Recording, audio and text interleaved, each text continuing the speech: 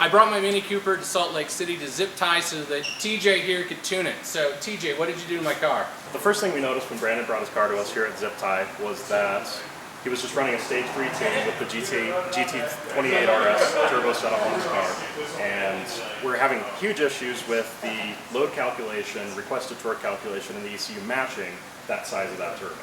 So basically you'd get the ECU desiring 15 PSI, for example, and suddenly the turbo is only able to produce 6 PSI because of its sizing on the turbine and compressor, and the ECU goes crazy at that point. Throws check engine lights, cuts power, goes into limp home mode, and so on and so forth.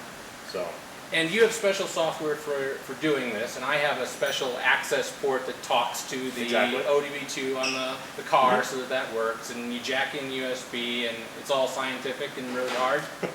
I wouldn't say really hard. Is it something that the average guy is going to do himself?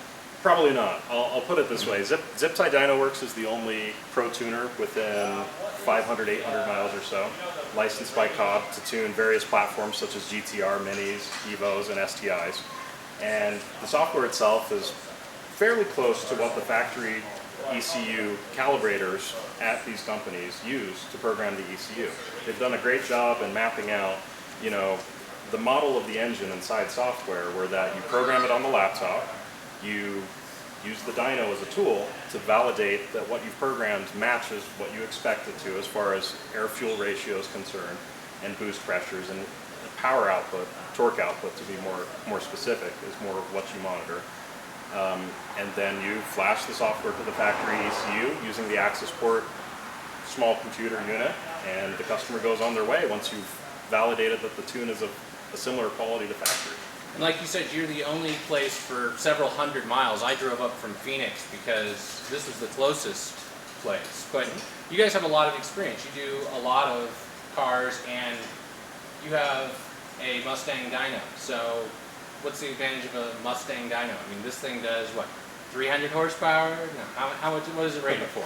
So the Mustang dyno can basically absorb as much power as you can throw at it. Generally speaking, cars upwards of 1,000 horsepower plus are able to be strapped down on this dyno and operate just fine. The dyno itself has a special capability in that you have the ability to simulate road conditions. You can simulate at any given RPM, any given throttle position, exactly what you'd see on the road, whether it be, you know, a 30-degree hill or a flat road, or even downhill as far as coast down is concerned. So it has a lot of capability to be able to simulate real-world conditions without having to endanger yourself on the road going 100 plus miles per hour, or even on the racetrack where you're not so much paying attention to, you know, the motor performance, you're paying attention to driving dynamics at that point. So the dyno is a very capable tool. And that was very important for what we were doing, because I was having underboost issues that were throwing a check engine. Exactly. Thanks for the help. And how much horsepower did we add to my car? How much did we start out with? 150. So we started out with about 150 to the wheels, which, just to put it in perspective, is about 220, 230 crank horsepower in our dyno.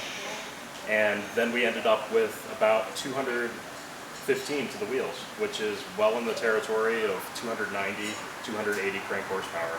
So STI Evo territory for sure. So very good performance for the dollar. Yep.